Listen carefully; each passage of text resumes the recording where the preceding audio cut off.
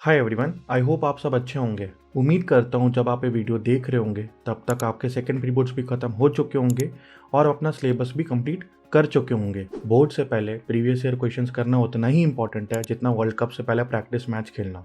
Board exam के पहले previous year question करने से आपके कम से कम 10 से 15% तक बढ़ सकते हैं। हमने इन वीडियोस में लास्ट 15 ईयर्स के अप्रॉक्सीमेटली 300 प्लस क्वेश्चंस कवर किए हैं, जिनमें 2010 से लेके 2023 तक आए सारे MCQs एंड CBSE के रिलीज सैम्पल पेपर भी शामिल हैं। एंड इसके अलावा CBSE ने जो सितंबर 2024 में सैम्पल पेपर रिलीज किए थे उनको भी इसमें इंक्लूड किया है।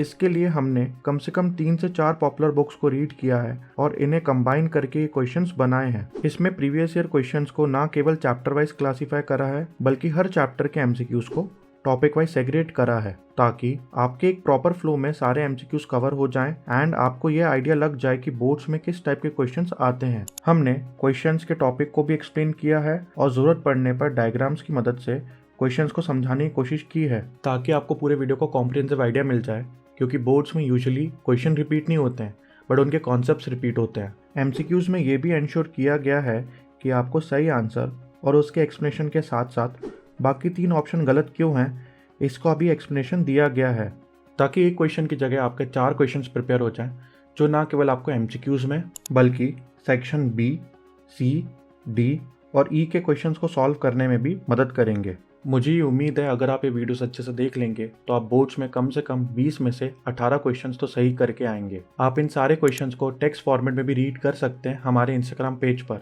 वीडियो स्टार्ट करने से पहले मैं आपको एडवाइस देना चाहता हूँ कि हर क्वेश्चन के एक्सप्लेनेशन से पहले आप वीडियो को पॉज करें और खुद से ट्राई करने की कोशिश करें। इस अप्रोच से आपको आपकी मिस्टेक्स पता चलेंगी और टॉपिक को लॉन्ग टर्म मेमोराइज करने में भी मदद मिलेगी। हाय एवरीवन, इस वीडियो में हम देखेंगे चैप्टर नंबर 1 रियल नंबर के previous year MCQs। I hope आपके सेकंड प्री बोर्ड्स खत्म हो चुके होंगे और आपका सिलेबस कंप्लीट हो चुका होगा। मेरा बस आपसे यही रिक्वेस्ट है कि किसी भी चीज़ को सॉल्व करने से पहले वीडियो पॉज करें और खुद से ट्राई करें, उसके बाद ही सॉल्यूशन देखें। तो सबसे पहला क्वेश्चन है the sum of exponents of prime factors in prime factorization of 196 is. Question कह रहा है कि अगर 196 के हम प्राइम फैक्टर्स निकालें तो जो प्राइम फैक्टर्स के जो एक्सपोनेंट्स होंगे उनका सम कितना होगा। तो सर कैसे निकालते हैं 196 का प्राइम फैक्टर।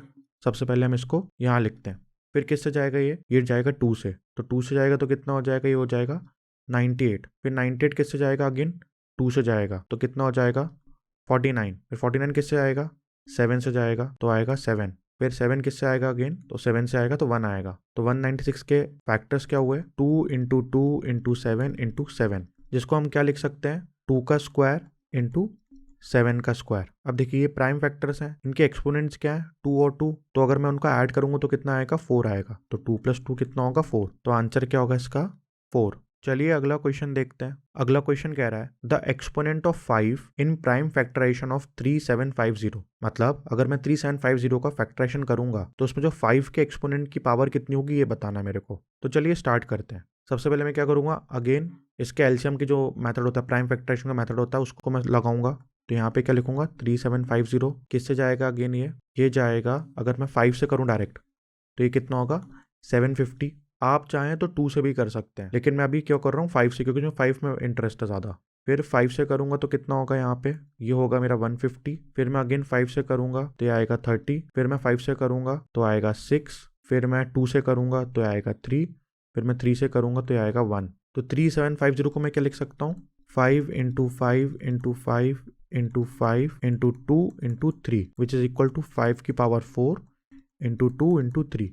तो 5 की पावर कितनी है 4 है, तो आंसर क्या होगा इसका 4 होगा। चलिए अगला क्वेश्चन देखते हैं। अगला क्वेश्चन कह रहा है the HCF and the LCM of 12, 21 and 15 respectively are. तो हमको क्या निकालना है, HCF निकालना है और हमको LCM निकालना है 12, 21 और 15 का। तो चलिए सबसे पहले हम क्या निकालते हैं, LCM निकालते हैं। LCM के लिए क्या करते हैं हम, बेसिकली तीनों को एक साथ रखते हैं। यहाँ पे रखूंगा 12, 21, 15। तो कैसे निकालूंगा, सबसे पहले किन से जाएगा, ये तीनों मान लीजिए 2 से जा रहा है तो ये यहाँ पे 6, 21 नहीं जाएगा, 15 भी नहीं जाएगा। फिर मैं किससे आएगा, अगेन 2 से, तो 3, 21, 15। फिर 3 से जाएंगे तो 1, 7, 5। फिर 5 से जाएगा तो 1, 7, 1। फिर किससे आएगा, 7 से आएगा तो 1, 1, 1। आई होप आपने छोटी क्लास में LCM निकालना तो सीखा ही होगा। तो इसका LCM कितना हो जाएगा, 2 इंटू 2 4, 4 3 12, 12 5 60, 67 420, तो एलसीएम कितना होगा 420। नाउ अब एचसीएफ के लिए क्या करेंगे, इंडिविजुअली देखेंगे। तो सबसे पहले हम 12 का निकालते हैं। 12 का कितना होगा 2 का 6, यहाँ पे 3, यहाँ पे 1, तो 12 का कितना आया मेरा 2 इंटू 2 इंटू 3। सिमिलरली मैं निकालूंगा अब 21 का। 21 का कितना होगा, ये आएगा मेरा 3 और यहाँ पे 7, तो ये 7, तो 21 का कितना हो जाएगा 3 इंटू 7। अगेन मैं निकालूंगा 15 का। तो 15 का क्या होगा, ये मैंने 3 से डिवाइड करा तो 5 और ये अगेन 5, तो 15 का क्या होगा 3 इंटू 5। नाउ अब मैं देखूंगा इनके जो प्राइम फैक्टर्स निकाल लिए 15 का, 12 का, 21, इनमें कॉमन फैक्टर्स कौन कौन से हैं। जैसे इसमें भी 3 आ रहा है, इसमें भी 3 आ रहा है, इसमें भी 3 आ रहा है, और कोई वैल्यू है जो तीनों में कॉमन आ रही है तो नहीं है। अगर इसमें 7 है तो इसमें 7 नहीं है, इसमें 7 नहीं है, तो इसका एचसीएफ कितना होगा 3 होगा। एचसीएफ का मतलब होता है हाईएस्ट कॉमन फैक्टर, मतलब कौन सा फैक्टर जो तीनों के लिए कॉमन हो। तो इसके लिए एलसीएम कितना होगा 420, एचसीएफ कितना होगा 3, तो आंसर क्या होगा इसका 3,420, ऑप्शन सी। एचसीएफ कितना आएगा 3, एलसीएम कितना आएगा 420। कुछ लोग 423 लगा सकते हैं बट एचसीएफ 420 नहीं है, आप रिस्पेक्टिवली पढ़िएगा। चलिए अगला क्वेश्चन देखते हैं। अगला क्वेश्चन कह रहा है the LCM of the smallest 2 digit composite number and the smallest composite number is. अब देखिए सबसे पहले तो कंपोजिट नंबर क्या होते हैं। कंपोजिट नंबर वो होते हैं जिनके 2 से ज़्यादा फैक्टर होते हैं, मतलब या तो एक होगा, एक वही नंबर होगा और उसके अलावा भी 2-3 फैक्टर्स होंगे। मतलब वो नंबर्स जिनके 2 से ज़्यादा फैक्टर्स होते हैं वो कंपोजिट नंबर्स होते हैं। और प्राइम नंबर्स क्या होते हैं, जिनके 2 फैक्टर्स होते हैं, एक वो नंबर खुद और एक 1। तो फॉर एग्जांपल ले लीजिए आप, सबसे स्मॉलेस्ट 2 डिजिट नंबर कौन सा होता है 10 होता है। क्या वो कंपोजिट नंबर है, हाँ, क्योंकि देखिए उसका 1 भी फैक्टर है, 10 भी फैक्टर है, 2 भी फैक्टर है, 5 भी फैक्टर है। तो स्मॉलेस्ट कंपोजिट नंबर कौन सा हो गया 10। जबकि स्मॉलेस्ट कंपोजिट नंबर कौन सा होगा, देखिए 1 क्या होता है 1 यूनिक नंबर होता है, 2 क्या होता है प्राइम नंबर होता है, 3 क्या होता है प्राइम नंबर होता है, और 4 क्या होता है, क्योंकि देखिए 4 का एक फैक्टर भी होता है, 4 इटसेल्फ भी होता है और 2 भी उसका फैक्टर होता है। तो 4 क्या होगा smallest composite number, smallest composite number. तो स्मॉलेस्ट 2 डिजिट कंपोजिट नंबर कौन सा है 10 है, और स्मॉलेस्ट कंपोजिट नंबर कौन सा है 4 है हमारा। तो इनका एलसीएम कितना होगा, दैट मीन्स मुझे 4 और 10 का एलसीएम निकालना पड़ेगा। तो 4 का एलसीएम और 10 का एलसीएम में क्या लूँगा मैं, सबसे पहले 2, तो यहाँ आएगा 2 5, फिर 2 1 5, फिर 5 1, 1, तो एलसीएम कितना हो गया 2 इंटू 2 4, 4 5 सा 20, तो आंसर कितना होगा इसका 20, ऑप्शन सी है आंसर। हो सकता है मैं थोड़ा तेज जा रहा हूँ बट आई होप आपका सिलेबस कंप्लीट हो चुका हो और आपको बेसिक चीज़ें तो पता ही होनी चाहिए। फिर भी मैं कोशिश करूंगा कि हर एक चीज़ को डिटेल में एक्सप्लेन करूं। चलिए देखते हैं अगला क्वेश्चन। अगला क्वेश्चन है the LCM of 2 numbers is 2400, which of the following can not be their HCF. अब याद रखिएगा जो एचसीएफ होता है वो हमेशा एलसीएम का फैक्टर होता है। जैसे मान लीजिए एक्स और वाई 2 नंबर हैं, इसका एलसीएम आया 12 और इसका एचसीएफ आया 3, तो जो 3 होगा हमेशा वो 12 का फैक्टर होगा। तो देखिए 2400 है यहाँ पे, तो ये क्या एलसीएम है, दैट मीन्स इनमें से पूछा कि कौन सा एचसीएफ नहीं हो सकता। तो 300, क्या 300 2400 का फैक्टर है, हाँ 400 है, 500 नहीं, 500 2400 का फैक्टर नहीं हो सकता। 600 होगा, हाँ होगा, तो इसका आंसर क्या होगा ऑप्शन सी। हमेशा याद रखिए HCF is always the factor of LCM. चलिए अगला क्वेश्चन देखते हैं। अगला क्वेश्चन है the ratio of LCM and HCF of least composite number and least prime number is. तो सबसे पहले जो लीस्ट प्राइम नंबर कौन सा होगा हमारा, वो होता है 2, और लीस्ट कंपोजिट अभी हमने डिस्कस करा था कि सबसे छोटा कंपोजिट नंबर कौन सा होता है 4। अब अगर मैं 2 और 4 का एलसीएम निकालूं तो 2,4 का एलसीएम निकालूंगा तो 2 1 2, तो 2 1 1, तो एलसीएम आएगा 2 इंटू 2, दैट मीन्स 4। जबकि एचसीएफ कितना आएगा, एचसीएफ इन दोनों का कितना होगा 2 ही होगा, तो इसका रेशियो कितना होगा एलसीएम और एचसीएफ का, एलसीएम रेशियो एचसीएफ कितना होगा 4:2, दैट मीन्स 2:1, तो आंसर क्या होगा बी। चलिए देखते हैं अगला क्वेश्चन। अगला क्वेश्चन है the LCM of 2 prime numbers P and Q such that P greater than Q is 221, find the value of 3p minus Q. मतलब बेसिकली 2 प्राइम नंबर्स हैं जिनका एलसीएम कितना है 221 है, तो हमें ये बताना है कि 3p माइनस क्यू की वैल्यू कितनी होगी। अब देखिए हमेशा जो प्राइम नंबर्स का जो एलसीएम होता है वो उन दोनों का मल्टीप्लिकेशन होता है।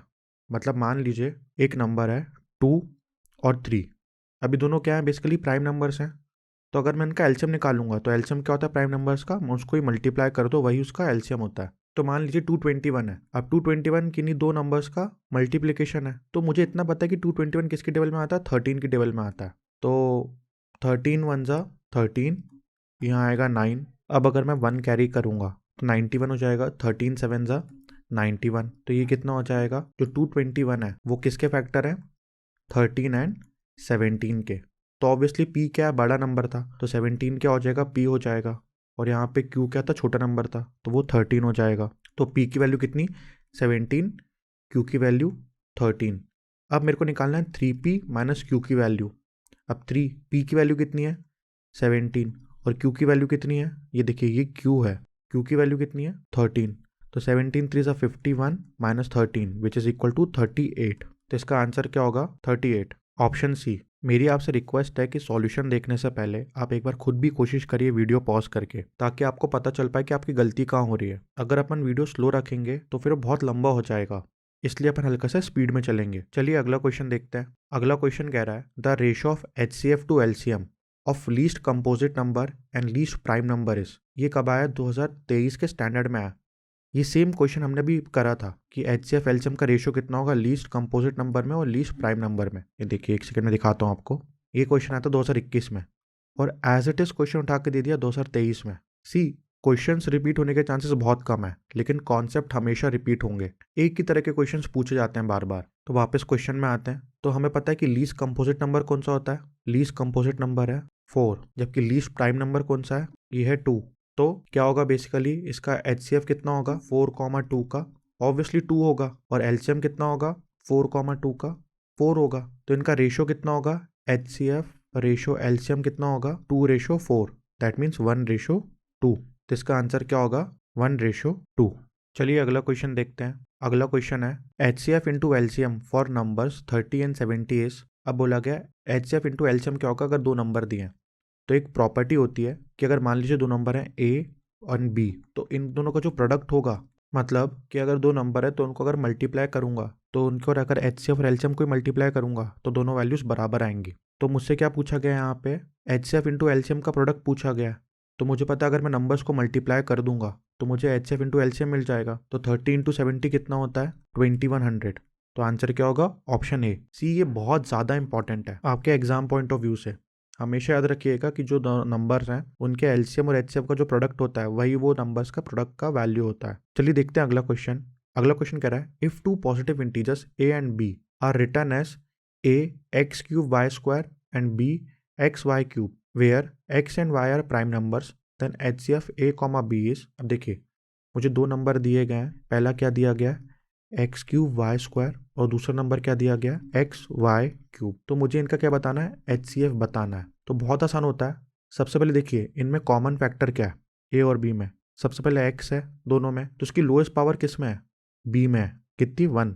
तो यहाँ पे क्या हो जाएगा x। सिमिलरली और क्या कॉमन दिख रहा है, y भी दोनों में कॉमन है, तो इसमें लोएस्ट पावर कितनी है 2, तो यहाँ पे कितना हो जाएगा y²। और जब भी मुझे LCM निकालना हो तो मैं क्या करूँगा, जितनी भी यूनिक वैल्यूज़ हैं उनको देखूंगा। सपोज A देखिए, A में x है, B में भी y x है, तो x की हाईएस्ट पावर कितनी है 3, और A में भी y है, B में भी y है, तो y की हाईएस्ट पावर देखूंगा तो 3। तो HCF होगा xy², LCM होगा x³ y³। तो इसका आंसर क्या होगा, HCF पूछा गया था तो HCF क्या होगा मेरा xy², ऑप्शन बी। अब देखिए मान लीजिए कोई एक और क्वेश्चन है। अगर एग्जाम्पल में मान लीजिए A क्या दिया हमारा x³ y² ही दिया हुआ है, B हमारा क्या दिया हुआ है xy³, C हमारा देते मान लीजिए x दे देते, y दे देते और z दे देते। इस केस में HCF कितना होता, HCF हमेशा यूनिक चीज़ें देखते हैं। तो मान लीजिए A में x है, B में x है, C में x है। अब इनकी लोएस्ट पावर कितनी है, देखिए इसमें 1 है, इसके पास भी 1 है,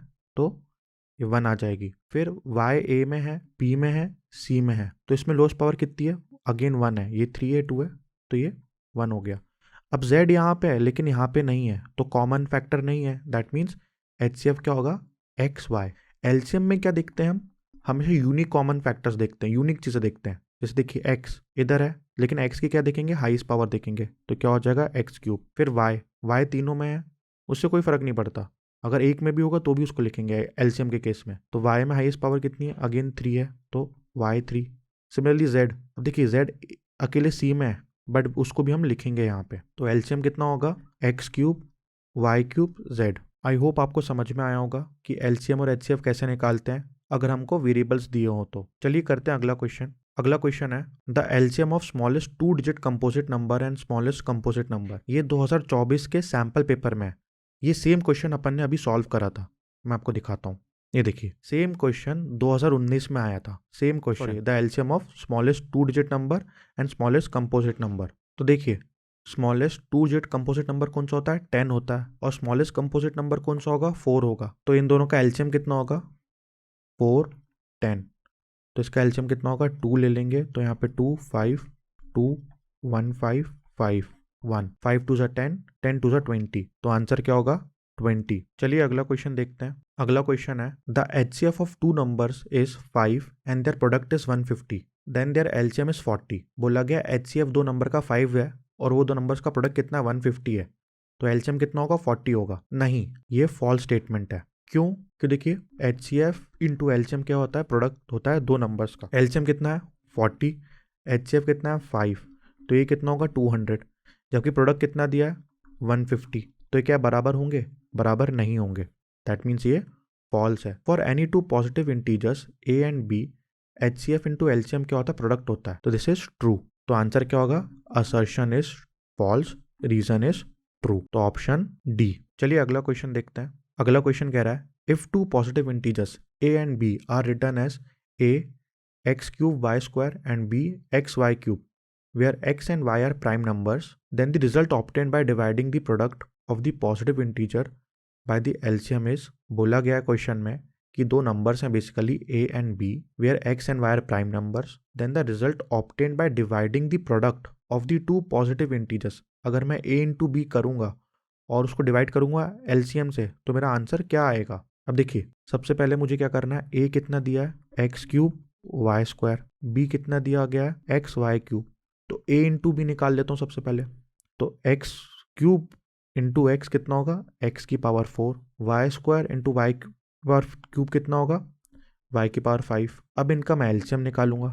एलसीएम में क्या लेते हैं, यूनिक चीज़ें लेते हैं। देखिए दोनों में एक्स है तो एक्स लूंगा, पावर सबसे ज़्यादा वाली लूंगा। दोनों में वाई है, वाई ले लिया, पावर सबसे ज़्यादा वाली ले लिया। तो अब मुझसे क्या बोला गया A into B divide by LCM. A into B कितना होगा एक्स की पावर 4 वाई की पावर 5, एलसीएम कितना है एक्स क्यूब वाई क्यूब। तो ये काटा मैंने तो ये एक्स बचा, ये काटा मैंने तो यहाँ बचा वाई स्क्वायर। तो आंसर कितना आ गया x y square which is option B. आप हमेशा क्वेश्चन को ध्यान से पढ़िए कि क्वेश्चन क्या क्या रहा है। यहाँ पे क्या क्या कि दोनों पहले नंबर्स को मल्टीप्लाई करो फिर उसको एलसीएम से डिवाइड करो, तो आंसर आएगा ये। कुछ लोग क्या करेंगे सीधे एलसीएम पढ़ेंगे और एलसीएम निकालने की कोशिश करेंगे और आंसर टिक करके आ जाएंगे।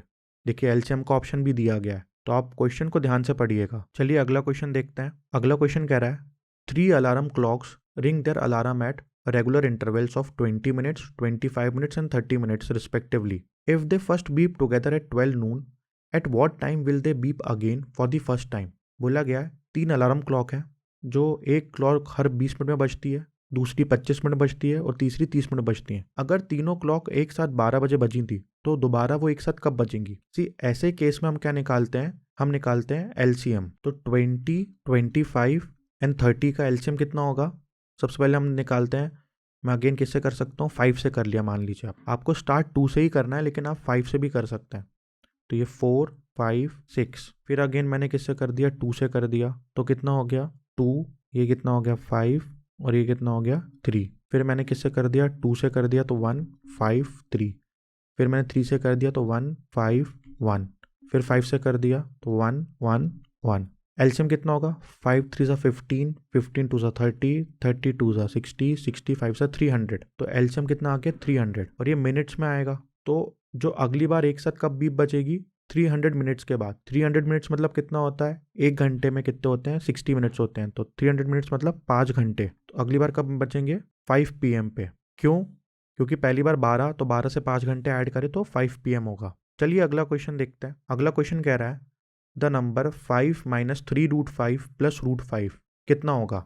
इंटीजर होगा, रैशनल नंबर होगा, इरेशनल नंबर होगा या होल नंबर होगा। तो देखिए किसी भी, ये देखिए आप क्या क्वेश्चन कह रहा है, हमें दिया 5 - 3√5 प्लस √5। तो देखिए √5 कॉमन बेस है, दैट मीन्स ये दो नंबर ऐड हो सकते हैं। तो 5 - 3 + 1, तो ये होगा 5 - 2√5। अब अगर किसी भी, मान लीजिए √5 क्या मेरा इर्रेशनल नंबर है, अगर मैं किसी भी इर्रेशनल नंबर को किसी रैशनल नंबर के साथ मल्टीप्लाई करता हूँ तो हमेशा इर्रेशनल नंबर ही मिलता है। किसी भी इर्रेशनल नंबर को मैं ऐड, सब्ट्रैक्ट या कुछ भी करूँ, हमेशा इर्रेशनल नंबर ही होगा। तो इसका आंसर क्या होगा? Irrational number, answer C. हमेशा याद रखिएगा, कभी भी इर्रेशनल नंबर को मैं किसी भी रैशनल नंबर के साथ मल्टीप्लाई करूँ, डिवाइड करूँ, ऐड करूँ, सब्ट्रैक्ट करूँ, हमेशा आंसर इर्रेशनल नंबर ही आएगा। आई होप आपको चैप्टर समझ में आया होगा। तो दोस्तों मिलते हैं अगले वीडियो में, तब तक thank you and have a nice day. हमने वीडियो काफ़ी मेहनत से बनाया और हर एक वीडियो बनाने में काफ़ी मेहनत लगती है। अगर आपको ये वीडियो पसंद आया हो तो अपने फ्रेंड्स के साथ भी शेयर करें, और अगर आपको कोई डाउट्स हैं तो हमें कमेंट सेक्शन में भी आप बता सकते हैं। तो मिलते हैं अगले वीडियो में, तब तक thank you and have a nice day.